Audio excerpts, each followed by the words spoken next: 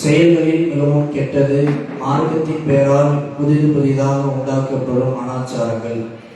ஒவ்வொரு அனாச்சாரமும் வழிகேடு, ஒவ்வொரு வழிகேடும் நம்மை நரகத்திற்கு இழுத்துச் சென்றுவிடும் என்ற நபிகளாரின் எச்சரிக்கையை நினைவூட்டியவனாக எனது உரையை ஆரம்பம் செய்கிறேன்.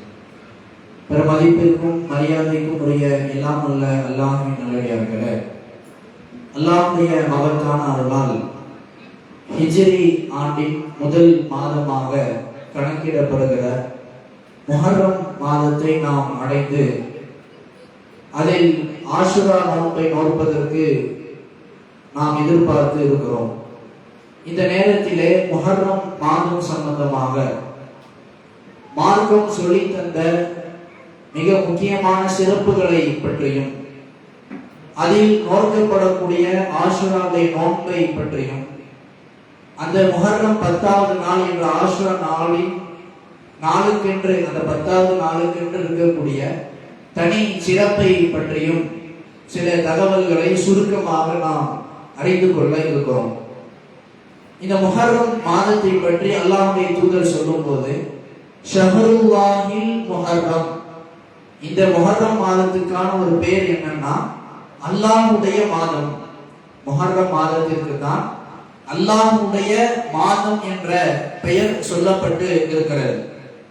இன்னும் அல்லாஹ்வுடைய தூதர் நபிகள் நாயகம் ஸல்லல்லாஹு அலைஹி வஸல்லம் அவர்கள் இந்த முஹர்ரம் மாதத்தை 4 புனித மாதங்களில் ஒரு மாதமாக சொல்லி காட்டுகிறார்கள். அஸ்-ஸமானு கதிஸ்தஜார கஹைஅத்திஹி யௌம ஹலகஸ் ஸமாவாதி ஹலகல்லாஹு ஸமாவாதி வல் அர்த்.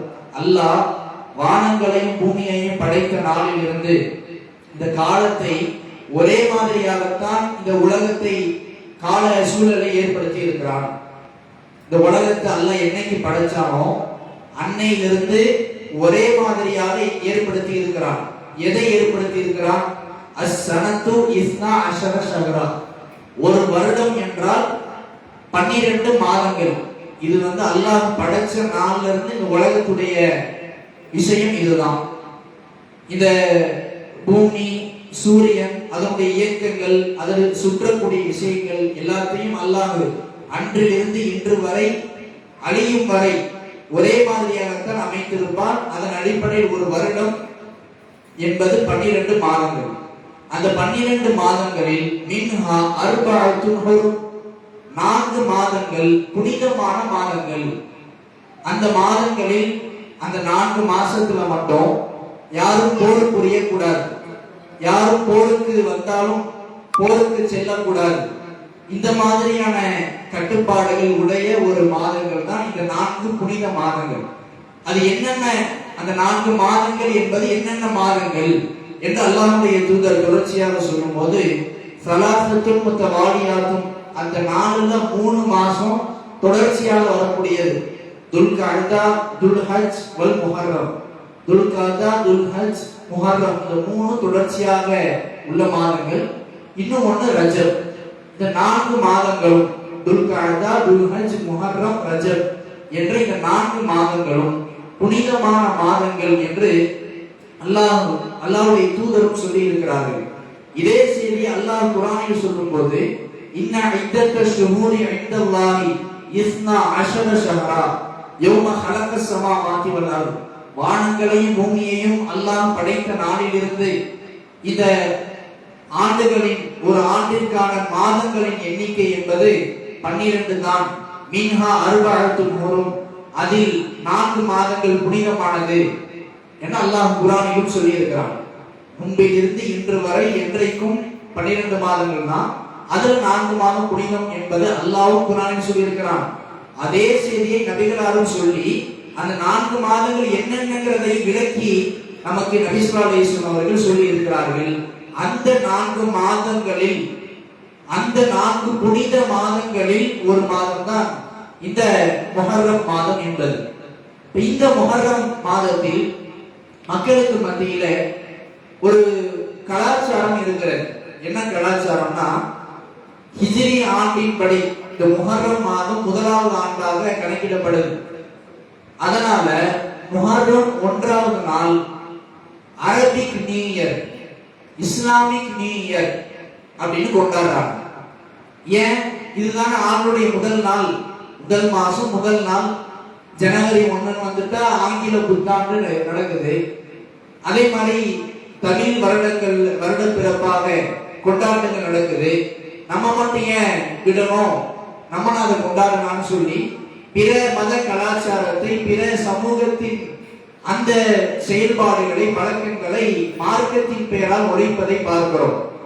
ஆனால் மார்க்கத்தில் பிற சமூகத்திற்கு ஒப்பாக நடப்பவர் அவர்களை சார்ந்தவர்கள் ரசூல் எச்சரிச்சிட்டாங்க. நீயர் என்ற கலாச்சாரமே இஸ்லாத்தில் இல்லாதது. அது இஸ்லாத்தின் பெயரால் இஸ்லாமிய புத்தாண்டு என்று சொல்வது என்பது அல்லாஹ்வின் தூதருடைய வார்த்தைக்கு, மார்க்கத்திற்கு எதிரானது. இதுல இன்னொரு ஒரு விஷயத்தை நம்ம கவனிக்கணும். முதல் ஹிஜ்ரினா என்ன? ஹிஜ்ரிங்கிற ஆண்டு கணக்கு எப்போது தோற்றுவிக்கப்பட்டது? ரசூலுல்லாஹ் காலத்துல அது இருந்துச்சா? கிடையாது. சரி, ஹிஜ்ரி ஆண்டின் முதல் மாசம், ஃபர்ஸ்ட் மந்த் முஹர்ரம் மாதம் தான் அப்படின்னு முடிவு பண்ணிருக்க. இது ரசூலுல்லாஹ் காலத்துல இதுதான் முதல் மாசம் முடிவு இருந்ததா? எதுவுமே நபி ஸல்லல்லாஹு அலைஹி வஸல்லம் காலத்துல இருந்த முடிவு இல்லை. பிற்காலத்தில் வந்தவர்கள், குறிப்பாக உமர் ரலியல்லாஹு அன்ஹுடைய ஆட்சியில தான் நம்முடைய உலக சூழலுக்காக கால கணக்கிடணும்னா நமக்குன்னு ஒரு வருஷம் வேணும், மாத கணக்கு எது முன்னாடி பின்னாடி, எது ஃபர்ஸ்ட் செகண்ட்ங்கிற ஒரு வரிசை வேண்டும் என்பதால பின்னால் உமர் அவர்களுடைய ஆட்சி காலத்துல தான் இது தோற்றுவிக்கப்பட்டது. நபி ஸல்லல்லாஹு அலைஹி வஸல்லம் ஆட்சியிலும் இல்லை, அபூபக்கர் ஆட்சியிலும் இந்த கணக்கு இல்லை. அதுக்கு முன்பாக யானை ஆண்டு என்ற ஒரு கணக்கு தான் இருந்தது. உமர் ரலியல்லாஹு அவர்கள் ஆட்சிக்கு வராங்க. வந்ததோட சஹாபாக்கள்கிட்ட ஆலோசனை நடத்துறாங்க. நமக்குன்னு ஒரு ஆண்டு கணக்கு வேணும் அப்படின்னு ஆலோசனை நடத்தும் போது 4 கருத்துக்கள் வருகிறது. எதை மையமா வச்சு இந்த ஆண்டு கணக்கை கணக்கிடலாங்கிற விஷயத்துல 4 கருத்துக்கள், மாறுபட்ட கருத்துக்கள் வருது. பொதுவாக ஒரு ஆண்டு கணக்கை ஆரம்பிக்கணும்னா ஒரு முக்கியமான சம்பவத்தை மையமாக வைத்துதான் அது ஆண்டு கணக்கு ஆரம்பிப்பாங்க. இப்ப 2026 நம்ம இருக்கிறோம். இந்த 2026ங்கிற கணக்கு எப்படி வந்துச்சு? கிபின்னு சொல்லுவாங்க, கிறிஸ்தவ பிறப்பிற்கு பின்பு. கிறிஸ்தவ பிறப்பிற்கு பின்பு 2026 வருடங்கள் ஆகிவிட்டது அப்படிங்கிறது தான் இந்த 2026க்கு ஒரு அதை கணக்கிடுவதற்காக ஒரு சம்பவம் இருக்கு. என்ன சம்பவம்? கிறிஸ்தவம் பிறப்பு. கிறிஸ்தவருடைய பார்வையில் ஈசா நபி பிறந்ததிலிருந்து இப்படி அவர்களுடைய நம்பிக்கை இருக்குது. அதுக்கு முன்னாடி உள்ளது கிமு கணக்குப்படுவாங்க. அப்ப ஒரு ஆண்டு கணக்க 1, 2, 3, 1000, 2000 கொண்டு வரதுக்கு, கணக்கிடுறதுக்கு ஒரு சம்பவம் முக்கியமா தேவைப்படுது. இப்போ உமர் ரலியல்லாஹு அன்ஹுடைய ஆட்சி காலத்துல எந்த சம்பவத்தை வைத்து நம்ம ஆண்டு கணக்க கணக்கிடுறதுன்னு சஹாபாக்களுக்கு மத்தியில பேச்சுவார்த்தை நடக்குது. அதுல சில சஹாபாக்கள் சொல்றாங்க, நபி ஸல்லல்லாஹு அலைஹி வஸல்லம் பிறந்தாங்கல்ல, நபிகளாரின் பிறப்பு எந்த வருஷமோ அதுல இருந்து 1, 2, 3 நம்ம ஆண்டு கணக்க தீர்மானிக்கலாம், கணக்கிடலாம்னு சில பேர் சொல்றாங்க. இன்னொரு சாரார் சொல்றாங்க, அது வேணாம், நபி ஸல்லல்லாஹு அலைஹி வஸல்லம் நபித்துவம் கிடைச்சதுல என்னைக்கு அவங்க நபியா ஆகுனாங்களோ அந்த வருஷத்திலிருந்து நம்ம அந்த ஆண்டு கணக்கை கணக்கிடலாம் அப்படின்னு சில பேர் சொல்றாங்க. இன்னொரு சில பேர், மூணாவது கருத்து, நபி ஸல்லல்லாஹு அலைஹி வஸல்லம் என்னைக்கு மக்கால இருந்து மதீனாவுக்கு ஹிஜ்ரத் போனாங்களோ அந்த ஹிஜ்ரத் செய்த ஆண்டை மையமா வைத்து இந்த கணக்கை வைத்துக் கொள்ளலாம்னு மூணாவது கருத்து சொல்றாங்க. நான்காவது கருத்து என்னன்னா, ரசூலுல்லாஹ்வுடைய இறப்பு, ரசூல் என்னைக்கு இறந்தாங்களோ அவங்க இறந்ததிலிருந்து ஒரு ஆண்டு கணக்கை நம்ம ஏற்படுத்தலாம். ஒரு கருத்து நபிகளாரின் பிறப்பை மையமாக வைக்கணும் அப்படிங்கிறது. இரண்டாவது கருத்து அவர்கள் நபியாக ஆன ஆண்டை மையமாக, ஆரம்ப ஆண்டாக வைத்து கணக்கிடணும் அப்படி. மூணாவது கருத்து நபி ஸல்லல்லாஹு அலைஹி வஸல்லம் ஹிஜ்ரத் செய்த ஆண்டை வைக்க வேண்டும் என்று. நாலாவது கருத்து நபிகளாரின் இறப்பை, ரசூல் மௌத்தா போனதுல இருந்து 1, 2, 3 நம்ம ஆண்டு கணக்கை ஏற்படுத்தலாம் அப்படின்னு 4 கருத்து வரும்போது உமர் ரலியல்லாஹு அன்ஹு அவர்கள் இந்த 4 கருத்துக்களில் உஸ்மான் ரலியல்லாஹு அன்ஹு, அலி ரலியல்லாஹு அன்ஹு போன்ற நபி தோழர்கள் சொன்ன மூன்றாவது கருத்தை ஏற்றுக்கொள்கிறார்கள். மூணாவது கருத்து என்ன? நபி ஸல்லல்லாஹு அலைஹி வஸல்லம் அவர்கள் மக்காவில் இருந்து மதீனாவுக்கு ஹிஜ்ரத் செய்த ஆண்டு எந்த ஆண்டோ அந்த ஆண்டில் இருந்து ஹிஜ்ரி 1 ஹிஜ்ரி 2 அப்படின்னு ஆண்டு கணக்கை தேர்ந்தெடுப்போம் அப்படின்னு முடிவு பண்றாங்க. அதனாலதான் ரசூலுல்லாஹ்வுடைய ஹிஜ்ரத்தை மையமாக வைத்து இந்த ஆண்டு கணக்கு தோற்றுவிக்கப்பட்டதுனாலதான் இதுக்கு பேரு ஹிஜ்ரி. ஹிஜ்ரத்தை மையமாக வைத்து ஆரம்பிச்சதுனால ஹிஜ்ரி ஆண்டு அப்படின்னு நம்ம சொல்றோம். சரி, ஹிஜ்ரி ஆண்டு முடிவாயிடுச்சு. ஹிஜ்ரத் செஞ்சதுல இருந்து நம்ம அப்படியே ஆண்டு கணக்கிடலாம் முடிவாயிடுச்சு. எந்த மாசத்தை முதல் மாசமா வைக்கிறது? இதுவும் அது வரைக்கும் முடிவாகாம தான் இருந்துச்சு. ஒரு வருஷத்துல இப்ப ஹிஜ்ரின்னு ஆரம்பமாயிடுச்சு. ஹிஜ்ரியில முதல் மாதம் எது அப்படிங்கிறதுக்கு விடை வேணும்ல. அதை பத்தி அடுத்த பேச்சுவார்த்தை நடக்குது. ஹிஜ்ரத்தை மையமா வச்சு கணக்கிறோம், முதல் மாதம் எது அப்படின்னு பேச்சுவார்த்தை நடக்கும் போது சில பேர் சொல்றாங்க ரபியுல் அவ்வல் சொல்றாங்க. ரபியுல் அவ்வல் அப்படிங்கிற இந்த மாதத்தை முதல் மாதமாக நம்ம என்ன செய்வோம், தேர்ந்தெடுத்துக் கொள்வோம் அப்படிங்கிறாங்க. ஆனா உமர் அவர்கள் அதை ஏற்றுக்கொள்ளாம பல் இப்தஉ பி ரமலான், ரமலானை முதல் மாதமாக ஏற்றுக்கொள்ளுங்கன்னு வேறு சிலர் சொல்றாங்க. ரமலான்ங்கிறது எவ்வளவு பெரிய மாதம், அதுலதான் குர்ஆன் அருளப்பட்டது, நோன்பு கடமையாக்கப்பட்டது. அதனால அந்த ரமலான ஃபர்ஸ்ட் மாசமா வச்சுக்கலாம் அப்படின்னு சில பேர் சொல்றாங்க. அதற்கு உமர் அவர்கள் ஏற்றுக்கொள்ளாமல் பல் பில் முஹர்ரம், முஹர்ரமை முதல் மாதமாக ஏற்றுக்கொள்வோம். ஏனென்றால் ஃபைன்னஹு முக்ஸரிஃபுன் நாஸி மின் ஹஜ்ஜிஹி, மக்கள் எல்லாம் துல்ஹஜ் மாசத்துல ஹஜ் செஞ்சு முடிச்சிட்டு அடுத்து முஹர்ரம் மாசத்துல தான் எல்லாரும் திரும்புவாங்க. திரும்பக்கூடிய விஷயத்துல முதல் மாசமா முஹர்ரம் தான் இருக்கும். அதனால ஹஜ்ஜில் இருந்து மக்கள் திரும்புற அந்த நாளாக இருக்கிறதுனால நாம் முஹர்ரம் மாதத்தை முதல் மாதமாக தேர்ந்தெடுத்துக் கொள்வோம் என்று ரசூலுல்லாஹ் முடிவெடுக்கவில்லை, அபூபக்கர் ரலியல்லாஹு அன்ஹு அவர்கள் முடிவெடுக்கவில்லை. உமர் ரலியல்லாஹு அன்ஹு அவருடைய ஆட்சி காலத்தில் தான் முஹர்ரம் முதல் மாதம், ஹிஜ்ரி ஆண்டு, இது எல்லாமே முடிவாகும். இதுதான் ஹிஜ்ரி ஆண்டின் வரலாற்றுடைய சுருக்கமான ஒரு செய்தி. இப்ப இப்படி முடிவான பிறகு இது முதல் மாதம்னு நம்ம ரசூலுல்லாஹ் ஏதோ சொன்ன மாதிரியும் நபி ஸல்லல்லாஹு அலைஹி வஸல்லம் முதல் மாசத்துல முதல் நாள்ல கொண்டாட்டத்தை ஏற்படுத்தணும்னு சொன்ன மாதிரியும் ஒரு மாயையை, பண்டிகை, முஹர்ரம் பண்டிகை அப்படின்னா இப்ப அரசாங்கத்தின் பார்வையில ஸ்கூல் காலேஜ் லீவ் விடுறதுக்கு என்ன பேரு, முஹர்ரம் பண்டிகை பேரு. இது பண்டிகை கிடையாது, யூதர்களுக்கு தான் இது பண்டிகையாக இருந்தது.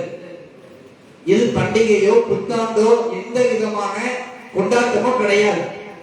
இது முதல் மாதம் என்று தேர்ந்தெடுத்ததற்கும் இஸ்லாத்திற்கும் சம்பந்தம் கிடையாது. இது ஒரு உலக சூழலுக்காக, உலக வசதிக்காக ஏற்படுத்தி கொண்ட ஒரு கால கணக்கு என்பதை நாம் புரிந்து கொள்ள வேண்டும். அடுத்தது இது முஹர்ரம் மாசம் முதல் நாள் இதுல நடக்கிற விஷயங்களை பற்றியான தகவல். அடுத்தது ஆஷுரா என்ற முஹர்ரம் 10வது நாள். இந்த ஆஷுரா என்ற முஹர்ரம் 10வது நாள யூதர்கள் எப்படி அணுகுனாங்க, அந்த 10வது நாள்ல யூதர்கள் எப்படி எதெல்லாம் செஞ்சாங்க அப்படிங்கிறதையும் நபி ஸல்லல்லாஹு அலைஹி வஸல்லம் காலத்துல இருந்த விஷயத்தை சஹாபாக்கள் சொல்லி காட்டுறாங்க. கான அஹ்லு ஹைபர் யஸூமுன யௌம ஆஷுரா, யூதர்கள் இந்த முஹர்ரம் 10வது நாள்ல என்னெல்லாம் செய்வாங்க, நோன்பு வைப்பாங்க.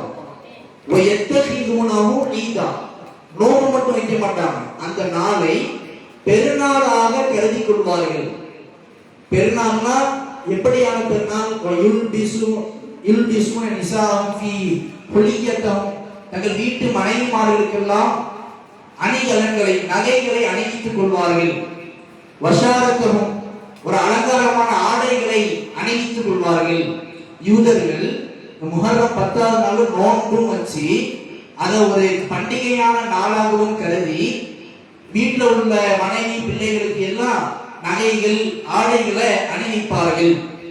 இதுதான் யூதர்களுடைய பார்வையில முஹர்ரமாக இருந்தது. அதுக்கு பிறகு ரசூலுல்லாஹ் சொல்றாங்க, இதெல்லாம் யூதர்கள் செய்யறாங்க, அவங்க பண்டிகை எடுத்துக்கிறாங்க, ஆடை அணிகிறாங்க, நோன்பு வைக்கிறாங்க, அவங்க செய்யறதுல எல்லாத்தையும் நீங்க செய்ய வேணாம்,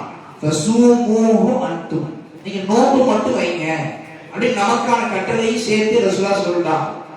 இது 10வது நாள்ல யூதர்கள் எப்படி அதை அணுகுறாங்கிறத பற்றிய தகவல். அடுத்த ஒரு செய்தியில வருது, கானோ யசூமுன ஆஷுரா கபல யுஃப்ரத ரமதான். நபிசாசம் அவர்கள் அவங்க பெருநாளா கொண்டாடி நோன்பு வைக்கிறாங்க. நீங்க பெருநாளா எடுக்காம நோன்பு மட்டும் வைங்கன்னாங்கல்ல, அந்த நோன்பு மட்டும் வையுங்கள் என்ற செய்தியை சொல்லுவது என்பது, அந்த கட்டளையை சொன்னது என்பது ரமலான் மாத நோன்பு கடமையாக்கப்படுவதற்கு முன்பாக உள்ள கட்டளை. சஹாபாக்கெல்லாம் நோன்பு வச்சாங்க, முஹர்ரம் 10வது நாள் நோன்பு வச்சாங்க. எப்ப வச்சாங்க? கபுல யுஃப்ரத ரமலான், ரமலான் மாத நோன்பு கடமையாக்கப்படுவதற்கு முன்பாக இந்த ஆஷுரா என்ற முஹர்ரம் 10ல நோன்பு வச்சாங்க. அந்த நாள்ல நடக்கிற இன்னொரு விஷயம் என்ன தெரியுமா? கான யௌமன் துஸ்தரு ஃபீஹில் காபா, காபாவுக்கு திரையிடக்கூடிய ஒரு பழக்கம், திரைச்சீலை மாற்றக்கூடிய, காபாவுடைய அந்த கட்டிடத்தை மறைக்கக்கூடிய திரையை மாற்றக்கூடிய நாளாக இந்த 10வது நாள் இருந்தது. அப்ப இதுல அந்த மக்கள் எல்லாம், சஹாபாக்கள் எல்லாம் ரமலான் மாத நோன்புக்கு முன்பாக இந்த ஆஷுரா நோன்பை கடமையான நோன்பாக நோட்டு வந்தார்கள். ஃபலம்மா புரித ரமலான் ஃபரதல்லாஹு ரமலான், அல்லாஹ் ரமலான் மாத நோன்பை கடமையாக்கப்பட்ட பிறகு கால ரசூலுல்லாஹி ஸல்லல்லாஹு அலைஹி வஸல்லம், அல்லாஹ்வுடைய தூதர் சொன்னார்கள், மன் ஷாஅ ஃபல் ஐயஸூமஹு ஃபல் யஸ்முஹு, யார் நோன்பு வைக்க விரும்புகிறீரோ அவர் நோன்பு வைக்கட்டும். வமன் ஷாஅ யுத்ருகஹு ஃபல் யத்ருகுஹு, யார் விட்டுவிட நினைக்கிறீர்களோ அவர் விட்டுவிடட்டும். ரமலான் மாத நோன்பு வரதுக்கு முன்னாடி ஆஷுரா நோன்பு கடமையான நோன்பாக இருக்கிறது. ரமலான் மாத நோன்பு கடமையாக்கப்பட்ட பிறகு இந்த ஆஷுரா நோன்பு சுன்னத்தான உபரியான நோன்பாக நோற்று கொள்ளலாம் என்ற செய்தியை அல்லாஹ்வுடைய தூதர் சொல்லி காட்டுறார். இப்ப இது நோக்கிறதுக்கு இந்த 10வது நாளுக்கு என்று என்ன தனி சிறப்பு இருக்குதா அப்படின்னு கேட்டா, அதற்கு தனி சிறப்பு இருக்கு. சில நோன்புகளுக்கு தனி சிறப்பு, அது அந்த நாள்ல நடந்த சம்பவம் இது இருக்காது. அரஃபா நோன்பு வைக்கிறோம், அரஃபா நோன்பு நோக்கிறதுக்கு வரலாற்றில் இது நடந்ததற்கான காரணம்னு எதுவும் கிடையாது. ஷவ்வால் மாத 6 நோன்பு வைக்கிறோம், ரமலான் முடிச்சு 6 நோன்பு வைக்கிறோமே, அந்த 6 நோன்பு வைக்கிறதுக்கு இதுக்கு முன்னாடி இந்த நபிமார்களை நினைவு கூறுவதற்காக இந்த நோன்பு அப்படின்னு எந்த நபியும் ஞாபகப்படுத்துறதுக்கு இந்த நோன்பு கிடையாது, ஷவ்வால் மாத நோன்பு கிடையாது. ஆனா இந்த ஆஷுரா என்ற இந்த நோன்பு மூசா அலைஹிஸ்ஸலாம் அவர்களுடைய வாழ்க்கையை ஞாபகப்படுத்துவதற்காக இது நோக்கப்படுகிறது. யூதர்கள் தானே ஃபர்ஸ்ட் இந்த நோன்பு வராங்க. அப்ப சஹாபாக்கள் ரசூலுல்லாஹி எல்லாம் யூதர்களை சந்திக்கும் போது யூதர்களிடத்துல ரசூலுல்லாஹி கேட்கிறாங்க, என்ன இந்த நாள்ல நோன்பு வச்சிருக்கீங்கல்ல, இது என்ன நாள்னு கேட்கிறாங்க. அதற்கு யூதர்கள் சொல்றாங்க, ஹாதா யௌமுன் அதீம், இது சாதாரண நாள் இல்ல, ஒரு மகத்தான நாள். இது சாதாரண நாள் இல்லை, மகத்தான நாள். யௌமுன் நஜ்ஜல்லாஹு ஃபீஹி மூஸா வ அக்ரக ஆல ஃபிரௌன், மூஸா நபியை அல்லாஹ் காப்பாற்றி ஃபிரௌனின் கூட்டத்தாரை மூழ்கடித்தானே அந்த நாள் இந்த நாள். ஃபஸாம மூஸா ஷுக்ரல் லில்லாஹ், அந்த வெற்றியை அல்லாஹ் கொடுத்ததற்காக, பேர் அற்புதத்தை அல்லாஹ் நிகழ்த்தியதற்காக, இறைவன் புறத்திலிருந்து எதிர்பார்க்காத எதிர்பார்த்திடாத பேர் உதவி கிட்டியதற்காக அல்லாஹ்வுடைய தூதராக இருந்த மூசா அலைஹிஸ்ஸலாம் அல்லாஹ்விற்கு நன்றி செலுத்துவதற்காக நோன்பு வைத்தார்கள். அதனால் அந்த நாள்ல அதை நினைவுபடுத்தி அதை அல்லாஹ்விற்கு நன்றி செலுத்தும் விதமாக நாங்கள் நோன்பு வைக்கிறோம் என்று யூதர்கள் சொல்லும் போது அல்லாஹ்வுடைய தூதர் சொன்னார்கள், நஹ்னு அஹப்பு பிமூஸா மின்கும், உங்களை விட, நீங்கள் யூதர்கள் உங்களை விட மூசா நபிக்கு நாங்கள் தான் மிக தகுதியானவர்கள். ஏன் தெரியுமா? மூசா நபி எந்த ஏகத்துவத்தால் அல்லாஹ்வின் புறத்தில் இருந்து அனுப்பப்பட்டார்களோ அதே ஏகத்துவத்தோடு தான் நாங்களும் பயணிக்கிறோம். மூசா நபியின் கொள்கை என்னவாக இருந்ததோ அதே கொள்கையில் தான் நாங்களும் இருக்கிறோம். உங்களை விட நாங்க தான் மூசா நபியுடைய அந்த விஷயத்துல அவர்கள் செய்ததை செய்வதற்கு அங்கீகாரம் பெற்றவர்கள் என்று சொல்லி ரசூலுல்லாஹ் நோன்பு வைக்கிறார்கள். வ அமர பிஸியாமி, மற்ற மக்களுக்கு நோன்பு வைக்க ஏவி விடுகிறார்கள். இதுதான் இந்த ஆஷுரா நோன்புக்கான காரணம். பல பேர் இதற்கான காரணத்தை மாற்றுகிறார்கள், அது பின்னாடி பார்ப்போம். இந்த காரணத்தை அல்லாஹ்வுடைய தூதர் மையமாக வைத்து நோன்பு வைங்கன்னாங்க. அது முன்னாடி கடமையாக இருந்தது, பிறகு உபரியாக மாறியது. ஆனால் யூதர்கள் அதை பண்டிகையாக எடுத்தாங்க. நீங்க பண்டிகையை எடுக்க வேணாம், அது கடமையாக எடுத்துக்க வேணாம், அதை உபரியான நோன்பாக நோன்பு விடுங்கள் என்று சொல்லிட்டாங்க. அடுத்தது சஹாபாக்களிடமிருந்து சில கேள்விகள் வருகிறது. எல்லா விஷயத்திலையும் யூதர்களுக்கு நம்ம மாறு செய்வோம். அவர்கள் தாடியை மடித்து மீசையை வளர விடுகிறார்கள். அதுக்கு மாற்றமாக நம்ம தாடியை வளரவிட்டு மீசையை கத்தரிக்க வேண்டும். அதுதானே? அந்த மாதிரி ஒவ்வொரு விஷயத்திலும் யூதர்களுக்கு நம்ம மாறு செய்யணும். இதுல அவங்க எந்த காரணத்துக்காக எந்த வணக்கத்தை செய்கிறார்களோ அதே காரணத்துக்காக அதே வணக்க வழிபாட்டை நாமும் செய்கிறோமே என்ற கேள்வி எழுப்பியவுடன் நபி ஸல்லல்லாஹு அலைஹி வஸல்லம் அவர்கள் சொன்னாங்க, ஃபயின்கானல் ஆமிலுல் ஆமுல் முக்பிலு இன்ஷா அல்லாஹ், அல்லாஹ் நாடினால் வரக்கூடிய ஆண்டு நான் உயிரோடு இருந்தால் ஃபசுன்னல் அத்தாசியா, 9வது நாளும் முஹர்ரம் 9வது நாளும் சேர்த்து நோன்பு வைப்போம் அப்படிங்கிறாங்க. அடுத்த வருடம் ரசூலுல்லாஹ் உயிரோடு இல்லை, மரணித்து விடுகிறார்கள். ஆனால் அவருடைய வார்த்தை கட்டளை இருப்பதால் அது 9வது நாளும் யூதர்களுக்கு மாறு செய்வதற்காக, மாற்றம் செய்வதற்காக நாம் நோன்பு நோக்க வேண்டும். பல பேர் இந்த காரணங்களை நோக்கங்களை மறந்து ஹுசைன் ரலியல்லாஹு அவர்கள், இதுதான் உண்மையான காரணம், மூசா நபியுடைய சம்பவத்தை, வாழ்க்கையை, அல்லாஹ் கொடுத்த வெற்றியை, அல்லாஹ் மீது உண்மையான தவக்குள் வைத்திருந்தால் இறைவன் எப்படியும் எல்லா சூழலிலும் நமக்கு உதவுவான் என்ற படிப்பினையை ஞாபகப்படுத்துவதற்காக, அல்லாஹ் கொடுத்ததற்கு நன்றி செலுத்த வேண்டும் என்ற பண்பை வெளிப்படுத்துவதற்காக சொல்லப்பட்ட இந்த நோன்பை துக்கத்திற்கான நோன்பு என்று பலர் தவறாக விளங்கி இருக்கிறார்கள். ஹுசைன் ரலியல்லாஹு அவர்கள் ரசூலுல்லாஹ்வுடைய பேர குழந்தை, பேரர். அவர் கர்பலா என்ற இடத்தில் கொல்லப்பட்டார், அநியாயமாக கொல்லப்பட்டார்.